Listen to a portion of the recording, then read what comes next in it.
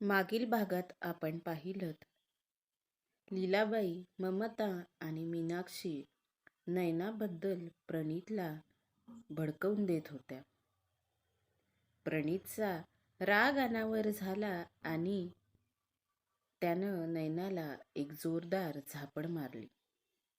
नयना बेशुद्ध पडली म्हणून प्रणीत तिला घेऊन दवाखान्यात गेला. दवाखान्यात गेल्यावर नयना गरोदर असल्याचं डॉक्टरांनी सगळ्यांना सांगितलं. घरी परत आल्यावर लीलाबाईंनी ममता आणि मीनाक्षीला डब्बा न घेताच घरी जायला लावलं. पाहूया पुढे दुसऱ्याची बायको भाग 54. ममता आणि मीनाक्षी रागातच घरी निघून गेल्या. नयनाच्या त्रासात मात्र अजून एक वाढ झाली होती. आता तिला अजून एक नवीन चिंता छळू लागली. मुलगा होईल की मुलगी? इकडं मीनाक्षी आणि ममता घरी पोहोचत नाही तोच लीलाबाईंनी ममताला फोन लावला. आता कशाला फोन केलास? ममता रागात म्हणाली. मीनूला फोन जोड, मग सांगते, लीलाबाई म्हणाल्या. ममतानं मीनाक्षीला कॉन्फरन्स कॉलवर घेतलं. ऐका ग, चोरचोळीची ओटी भरल्याशिवाय कुणाला नयनाची बातमी सांगू नका, लीलाबाई म्हणाल्या. अगं, पण आमच्या घरचेच लोक आहेत ना, त्यांना आनंदाची बातमी सांगायला नको, ममता म्हणाली. आधीच तुझी सासू तुला वांझोटी म्हणून हिणवते. खुशाल सांग नयनाची बातमी आणि अजून तिचे बोलणे खाऊन घे. लीलाबाईंनी रागातच बोलून फोन ठेवला. इकडं नयना बेडरूम मध्ये चटई टाकून झोपली होती. तितक्यात प्रणीत तिथं आला. काय ग, तुला अक्कल नव्हती का? प्रणीत नयनालाच म्हणाला. मी काय केलं? नयना म्हणाली. म्हणे मी काय केलं? मला माझ्या आयुष्यात तूच नको आहेस, त्यात अजून ह्या लेकराची भर.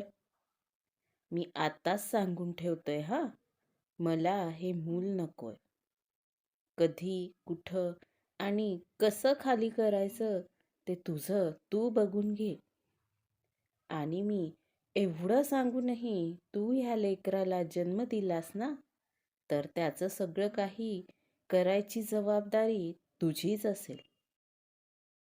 जेवढं ह्या सगळ्यातून सुटायचा प्रयत्न करतोय ना, तेवढं या दलदलीत मी अडकत चाललोय. प्रणीत नयनावरच ओरडला. नयना मात्र नेहमीप्रमाणे आसवं गाळत मुकाट्यानं सगळं ऐकून घेत होती. म्हणे खाली कर म्हणायला किती सहज आहे ना. एवढंच माहिती होतं की मी नको आहे, तर मग रोज रात्रीची ती विचित्र छळवणूक का केली? नेहमीच माझ्या सगळ्याच भावनांचा कडेलोट का लिहिला आहे माझ्या नशिबात? पण मी पण ठरवलं आहे, मी माझ्या बाळाला जन्म देणार. कारण या सगळ्यात त्या निष्पाप जीवाचा काय दोष? इतके दिवस जगायला कारण शोधत होते. आता ते मिळालं आहे, तर त्याला असंच गमवू का? तसंही तुझ्याकडून अशाच काहीशा उत्तराची अपेक्षा होती प्रणीत. नयना झोपताना स्वतःच्या पोटावर हात फिरवत मनाशीच म्हणाली. दिवस पुढे सरकत होते. नयनाला खाल्लेला एकही घास पचत नव्हता. दवाखान्यात जाणं, औषधी आणणं डॉक्टरांनी सांगितलेल्या टेस्ट करणं या सगळ्या गोष्टी नैना एकटीच करत होती. त्यात भरीसभर लीलाबाईंचे टोमणे, घरातली कामं, सणवार आणि प्रणीतचा अबोला होताच. बघता बघता नैनाला 7वा महिना लागला. ताराबाई घरी आल्या होत्या. नैना सकाळची कामं आटपत होती. तिनं ताराबाईंना पाणी आणून दिलं. अगं तू कशाला कामं करतेस अशा अवघडल्या परिस्थितीत? ताराबाई तिला म्हणाल्या. काही होत नाही कामं केल्यानं. हात पाय मोकळे राहतात आणि डिलेव्हरी नॉर्मल व्हायला मदतच होते. लीलाबाई म्हणाल्या. आत्या, मामी आणि दिप्या कसे आहेत? तुमची कधी भेट झाली होती का? नैनानं ताराबाईंना विचारलं. नाही ग, भेट म्हणून नव्हती झाली कधी. पण तुझी ती मैत्रीण नाही का योगिता? ती भेटली होती. तुझ्या मामी आणि दिप्या त्यांच्या माहेरी राहायला गेले असं ती सांगत होती. तसंही घरावर घेतलेलं कर्ज मामीच्यानं काही फिटलं नसतंच. ताराबाई सांगू लागल्या. नैनाच्या डोळ्यासमोर मात्र लहानपणीचा काळ तरळून गेला. स्वतःचे डोळे पुसत नैना स्वयंपाकघरात निघून गेली. लीला वहिनी, नैनाला 7वा लागला ना आता? नैनाचं डोहाळ जेवण करायला हवं. ताराबाई लीलाबाईंसोबत बोलताना नैनानं ऐकलं. आपलंही डोहाळ जेवण व्हावं, आपल्या गरोदरपणाचं गोड कौतुक व्हावं, लाड व्हावेत असं तिला नेहमी वाटायचं. ताराबाईंनी ही गोष्ट काढताच नैना सुखावली. लीलाबाई ह्यावर काय म्हणतात ते ती कान देऊन ऐकू लागली. पहिलं बाळंतपण माहेरीच करायचं असतं. पण हिच्या माहेरच्या लोकांनी काही घेणं देणं ठेवलं आहे का? हिचा मामा असता तर हिला घेऊन तरी गेला असता. पण हिची मामी, तिला आहे का काही? मी काही डोहाळ जेवणाचा घाट घालणार नाही. बाळंतपणाचा खर्चही आम्हालाच करावा लागणार आहे. लीलाबाईंचं बोलणं नैनाच्या कानावर पडलं. तिचं अजून एक स्वप्न बघायच्या आधीच तुटलं होतं. नोकरी लागल्यापासून या घरातला सगळा खर्च मीच करते.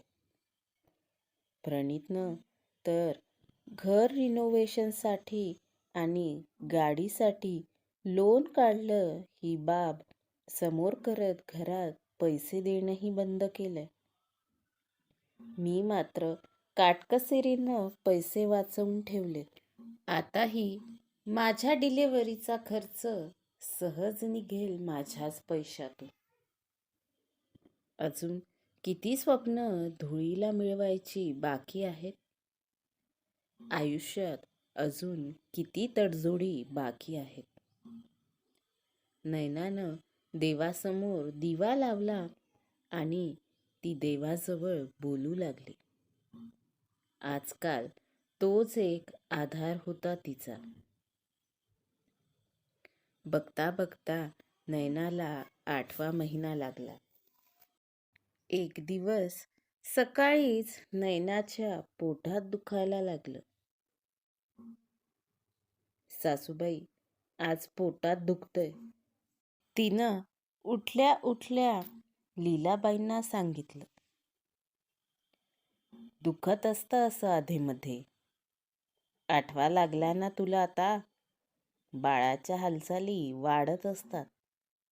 उगी कामं टाळण्यासाठी एक एक कारण सांगू नको. लीलाबाई तिच्यावरच चिडल्या. नैना कशी बशी कामं करू लागली, पण तिच्या वेदना अगदीच असह्य होत होत्या. प्रणीत कंपनीच्या कामानिमित्त बाहेरगावी गेलेला होता.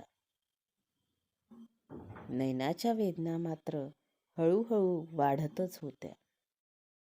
ती अगदी घामानं चिंब भिजली होती. तिचा श्वासही फुलून गेला होता. सासूबाई, आता सहन होत नाहीये. स्वयंपाकघरातून ती अक्षरशः धापा टाकत बाहेर आली. तिला असं घामानं भिजलेलं बघून लीलाबाई लगेच शामरावांना म्हणाल्या, अहो, शेजारच्या शारदाला बोलवा आणि कुणाला तरी रिक्षा आणायला लावा. हिला दवाखान्यात न्यावं लागतंय ताबडतोब. लीलाबाई म्हणाल्या तसं शामरावांनी परिस्थितीचं गांभीर्य ओळखून लगेचच पुढच्या हालचाली केल्या. नैनाच्या कळा वाढतच होत्या. शारदाबाई आणि लीलाबाई नैनाला रिक्षातल्या मागच्या सीटवर धरून बसल्या होत्या. शामराव ड्रायव्हरसोबत पुढच्या सीटवर बसले होते. नैना वेदनेनं रडत होती. 8व्या महिन्यातच हिच्या पोटात दुखायला लागलंय. शारदे, कृष्ण येणार बघ आमच्या घरी. लीलाबाई अगदी आनंदानं शारदाबाईंना म्हणाल्या. नैनानं त्यांचं वाक्य ऐकलं आणि तिच्या पोटात भीतीनं अजूनच कळा यायला लागल्या. काही वेळातच रिक्षा हॉस्पिटलच्या दारासमोर थांबली. लीलाबाईंनी आणि शारदाबाईंनी नैनाला खाली उतरवलं. तेवढ्यात शामरावांनी सिस्टरच्या मदतीनं व्हीलचेअर आणली. सिस्टरनं व्हीलचेअर लेबर रूमकडे नेली. डॉक्टरही ताबडतोब लेबर रूममध्ये पोहोचले. शामराव हॉस्पिटलच्या फॉर्मॅलिटीज पूर्ण करत होते. लीलाबाई आणि शारदाबाई लेबर रूमच्या बाहेर उभ्या होत्या. 8व्या महिन्यात मुलंच जन्माला येतात. बघ, तुला नातूस होणार आहे. शारदाबाई लीलाबाईंना म्हणाल्या. मुलगाच होऊ दे रे बाबा, लीलाबाई हात जोडत म्हणाल्या.